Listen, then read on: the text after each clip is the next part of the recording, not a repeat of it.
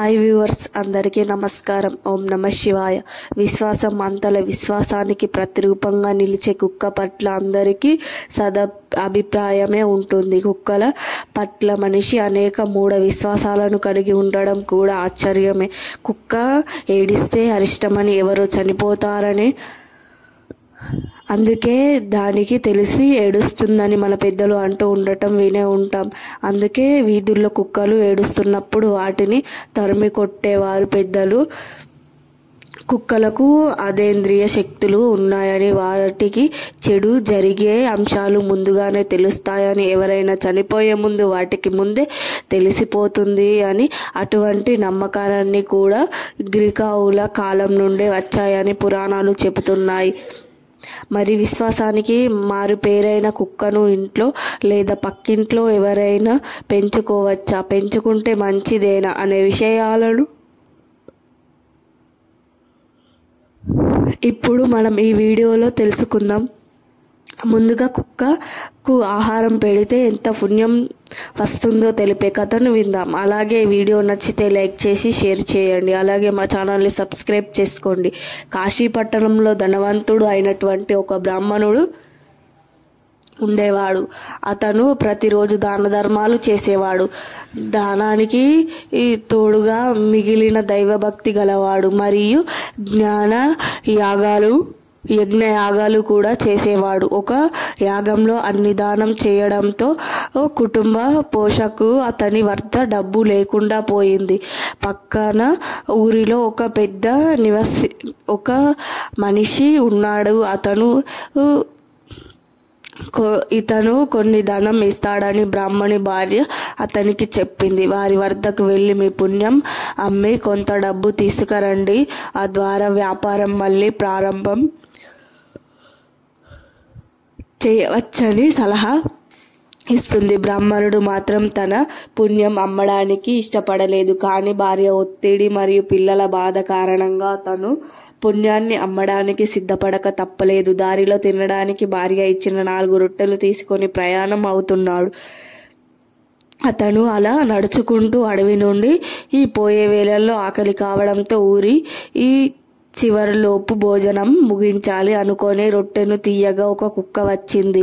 తన 3 పిల్లలతో ఎదురుగా నిలబడింది. పిల్లలు చాలా చిన్నవిగా ఉండడంతో వాటిని వదిలి ఊరిలోకి వెళ్ళలేకపోయింది. బ్రాహ్మణుడు ఆ కుక్కను చూసి బాధగా అనిపించి జాలిపడి తన దగ్గర ఉన్న ఒక రొట్టెను కుక్కకు ఇస్తాడు. కుక్క చాలా రోజుల్లో ఆకలిగా ఉండడంతో వేయగానే త్వరగా రొట్టెను తినేసింది. కానీ దానితో ఆకలి తీరలేక ఇంకా ఆకలితో ఉండడంతో బ్రాహ్మణుడి వైపు చూడసాగింది. తాను మాత్రం అన్నీ వేసి తాను మాత్రం కేవలం నీళ్లు తాగి సేటు ఉన్న ఊరికి చేరుకున్నాడు అని చెప్పాడు. అప్పుడు సేటు, నేను చాలా బిజీగా ఉన్నాను, సాయంత్రం రండి అన్నాడు.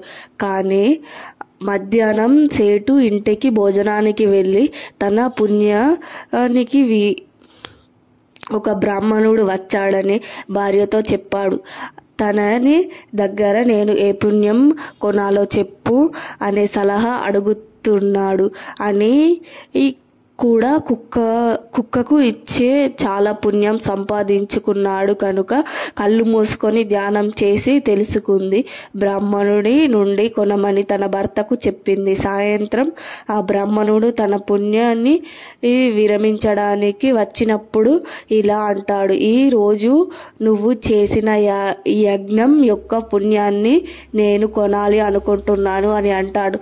దానికి బ్రాహ్మణుడు, నా దగ్గర యజ్ఞానికి సరిపడ ధనం ఉంటే నేను పుణ్యం అమ్మడానికి వచ్చేవాడిని కాదు అంటాడు.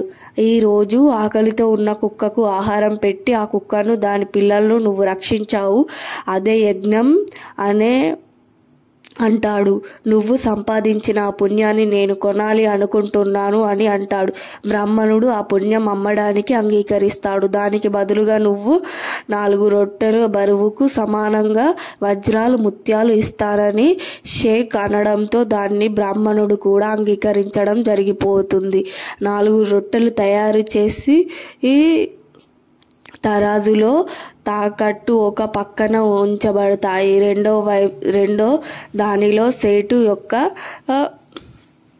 కొంచెం కూడా కదలకుండా రెండవ సంచి ఉంచినా కూడా కాంట కొంచెం కూడా కదలకపోయేసరికి షేక్ తన దగ్గర ఉన్న ఆభరణాలన్నీ కూడా రెండు దిక్కున ఉంచినా కూడా కాంట అసలుకే కదలదు. అది చూసి ఆ తర్వాత అక్కడే ఉన్న వారందరూ కూడా ఆశ్చర్యపోతారు. అప్పుడు బ్రాహ్మణుడు, నేను నా మనసు మార్చుకున్నాను, ఇప్పుడు నా పుణ్యాన్ని నీకు అమ్మడం లేదు అని ఎంతో శాస్త్రాలతో తన ఇంటికి ప్రయాణం అవుతాడు.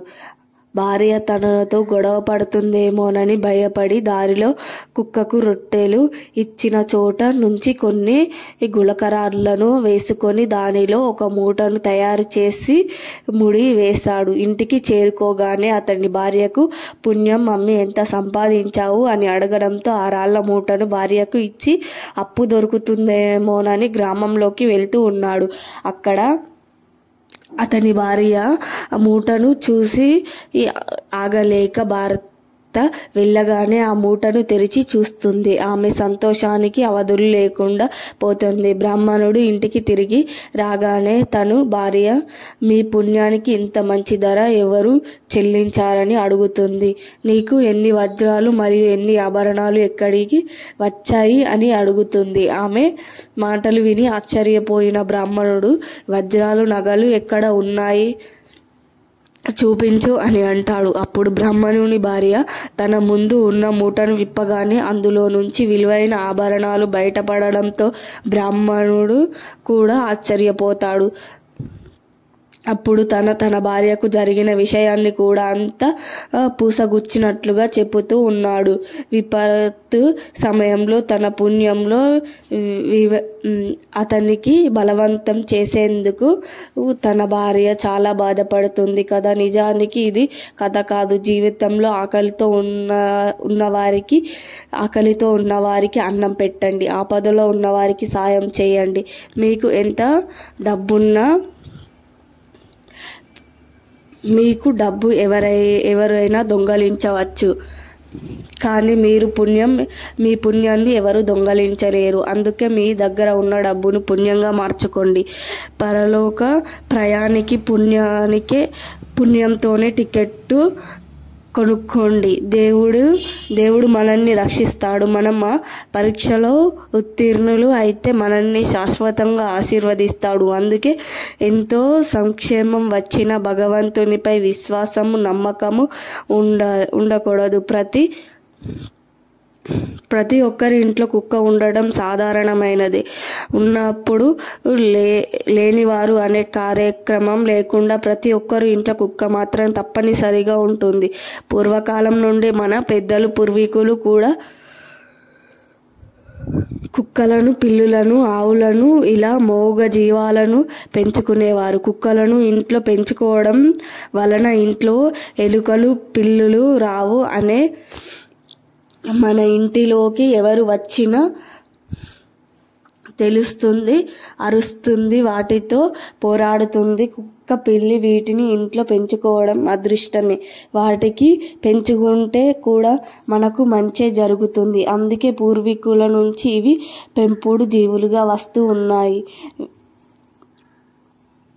వెంటనే ఇలా చాలా ఘనం విమరించాలి. వెతుక్కుంటూ వస్తుందని శాస్త్ర పండితులు చెబుతున్నారు. ఇప్పుడైనా సరే మీ ఇంటి దగ్గర ఉన్న కుక్క అరుపు వినబడితే ఆ కుక్క దగ్గరకు పిలిచి కుక్కకు ఏదో ఒక ఆహారాన్ని వేయండి.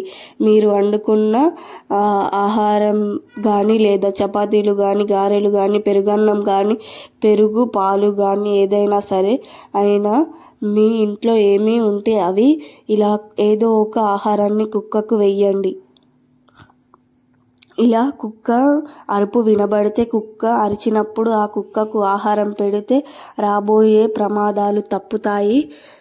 సాధారణంగా కుక్కలు ఇవి ముందుకు వచ్చి గట్టిగా అరిచిన ఆ ఇంట్లో ఎవరో ఒకరు చనిపోతారని అందరూ నమ్ముతుంటారు. కానీ అలా కుక్క ఇంటి ముందు వచ్చి